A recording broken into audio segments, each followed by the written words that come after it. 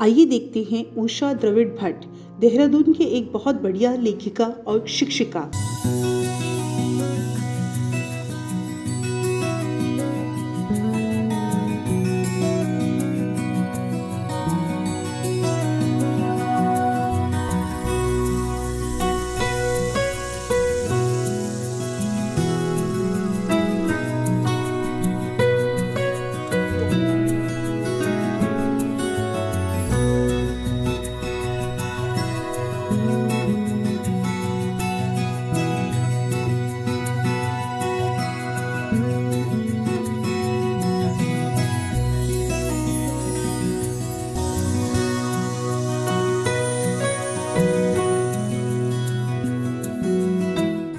हमने उनके साथ अपनी पत्रिका द बिग मार्केट जर्नल के लिए साक्षात्कार लिया है।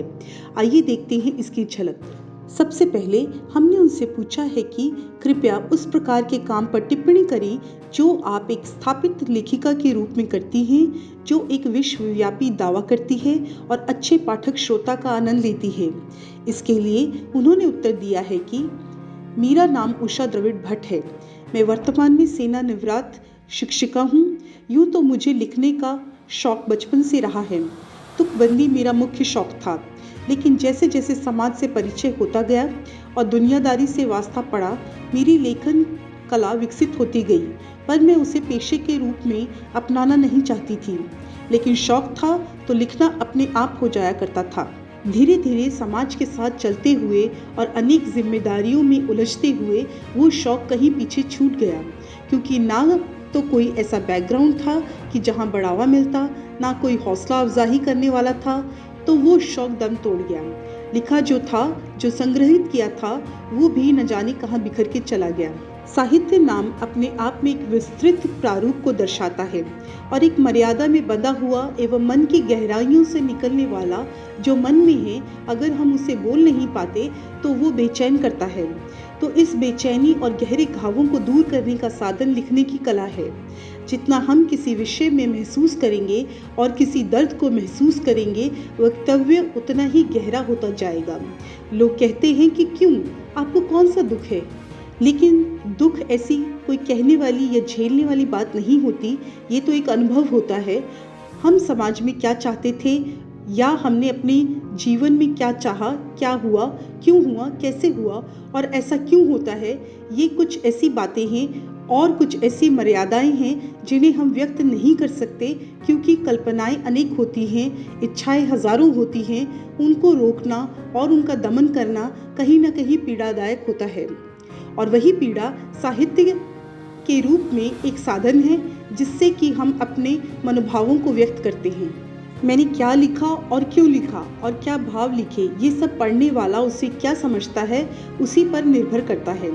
अगर कोई कहता है कि क्या ये आपका अपना है, तो मैं यही कहूँगी कि क्या समाज मेरा अपना नहीं है? इस समाज में होती हुई बुराइयाँ, कष्ट और समाज में चलती हुई अनेक जो बातें हैं, वो भी तो मेरी हैं। महिला जगत में महिलाओं की उत्पीड़न, महिलाओं की बंदिश और महिलाओं पर होता अत्याचार और महिलाओं की जिम्मेदारी, जो मैंने चाहा वो मुझे नहीं मिला, तो वो क्यों नहीं मिला और क्या मैं उसकी हकदार नहीं थी? तो ये सारी बातें जो हैं वो मन को बहुत व्यथित करती हैं। हम इसे कह नहीं सकते, तो एक मर्यादित काव्य के रूप में ये मन के विचार हम लिख के संतुष्ट होते हैं कि कहीं का कहीं मैंने अपने मन के भावों को व्यक्त कर दिया, तो जो वास्तव में काव्य का मर्मज्ञ होगा वो समझेगा कि ये क्या चीज़ है। और मैंने अपने लेखन में, अपने साहित्य में, अपनी कविताओं में एक संदेश देने का हमेशा प्रयास किया है। मेरी कविताएं सिर्फ दर्द में लिपटी हुई या कोई आम बात नहीं होती, बल्कि वो एक संदेश देती हैं। जब कहीं भी जैसे एक भीड़ है, तो वहाँ भी मैंने भीड़ पर एक कविता लिखी। राह भटक मत जाना साथी, अभी दूर बहुत जाना है। भीड़ किसी को कुछ नहीं देती, ना इसका ठौर ठिकाना है। फिर मैंने महिलाओं पर लिखा, क्योंकि मेरा मानना है कि महिलाएं सिर्फ करुणा के लिए या उत्पीड़न के लिए या किसी क्रोध के लिए नहीं हैं, बल्कि ये नारी है, जलती ज्वाला, मोम हृदय, करुणा सागर। फिर मैंने पलायन पर लिखा और सौंदर्य पे लिखा और प्रकृति पे भी लिखा, क्योंकि मुझे प्रकृति से ज़्यादा प्रेम है। तो लिखती हूँ क्योंकि मन में बहुत दर्द है, क्योंकि मन ने बहुत कुछ चाहा जो कि अधूरा रहा। इसीलिए बस एक संदेश के रूप में मन की उस अभिव्यक्ति को कागज़ पर उतारती हूँ। अंत में हमने उनसे पूछा है कि क्या कुछ ऐसा है जिसे आप बड़े पैमाने पर अपने दर्शकों के साथ साझा करना चाहती हैं, जैसा कि आपका कार्यनैतिक सिद्धांत या मकसद। यहाँ वह उत्तर देती हैं कि वर्तमान में साहित्य की इतनी नदियाँ बहने लगी हैं कि ऐसे लगता है कि शायद उसका कोई सागर बन जाए जिससे अपने मनोभावों को व्यक्त किया जा सकता है। लेकिन इधर उधर से चुराई हुई जो सामग्री है, जो बिकती है, वो कहीं ना कहीं दर्द देती है। तो साहित्य में जो गिरावट आई है वो पीड़ादायी है। पर सिर्फ ऐसा ही नहीं है, कुछ उच्च कोटि का साहित्य भी रचा गया है, उसका एक अपना महत्व है।